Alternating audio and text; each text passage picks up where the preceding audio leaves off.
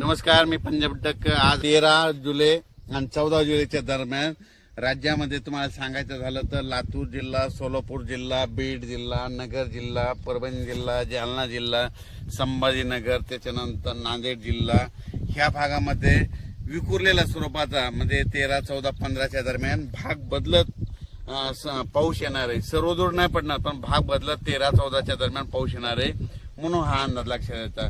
सांगायचं झालं तर राज्यात म्हणजे पूर्व विदर्भामध्ये नागपूर, वर्धा, भंडारा या गोंदिया या पट्ट्यामध्ये आणखीन 2-3 दिवस तिकडल्या भागात पाऊस राहील. पण राज्यात मात्र सर्वदूरचा सध्या तरी पाऊस नाही.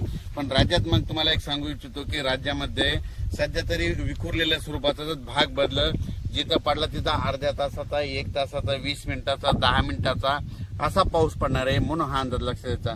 मग राज्यात मोठा पाऊस कधी येणार आहे तर माझी सगळ्याला विनंती आहे, तुम्ही काय करा, आणखीन 4-5 दिवस आहेत, शेतीचे कामे करून घ्या, फवारण्या करायच्या तर करू शकता, खुरपण करू शकता.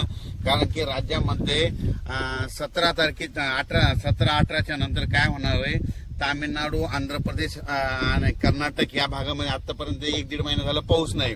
मग आता तिकडे पाऊस सक्रिय होणार आहे. म्हणजे ते 17-18 तारखेपासून तिकडे सक्रिय झाल्याच्या नंतर तो पाऊस मध्ये 18, 19, 20च्या दरम्यान मग परत कोणत्या भागात पडणार आहे की ज्या भागामध्ये पाऊस नाही पडला. मग त्याच्यामध्ये तुम्हाला सांगतो की त्याच्यामध्ये लातूर जिल्हा, धाराशिव जिल्हा, सोलापूर जिल्हा, सांगली, नगर, कडाष्टी, पाटोदा या भागामध्ये मग 18 तारखेच्या नंतर म्हणजे 18 जुलैच्या नंतर परत तिकडल्या भागात दक्षिणेकडे पाऊस सक्रिय होणार आहे म्हणून हा अंदाज लक्षात घ्यायचा. म्हणजे सांगायचं झालं तर तुम्हाला सांगू इच्छितो, राज्यात मात्र पुन्हा परत 20 तारखेच्या नंतर आणखीन पाऊस वाढतच जाणार आहे. पण 18च्या नंतर काय होणार आहे की जे पट्टा आहे म्हणजे कोणता जे पावसापासून वंचित झालेला आहे, लातूर जिल्हा, बीड जिल्हा, सोलापूर जिल्हा, नगर जिल्ह्याचा काही भाग म्हणजे हे भाग आणि सांगली जतचा काही भाग, पंढरपूर या भागामध्ये तुम्हाला सांगू इच्छितो तुमच्यासाठी खरंच आनंदाची बातमी, 18 जुलैच्या नंतर तुमच्या इकडे पाऊस चांगला सक्रिय होणार आहे. कारण की काय होणार आहे, कर्नाटक, आंध्र प्रदेश, तामिळनाडू, केरळकडे तिकडे पाऊस सक्रिय होणार असल्यामुळे आता तिकडचा पाऊस आपल्याकडे येणार आहे.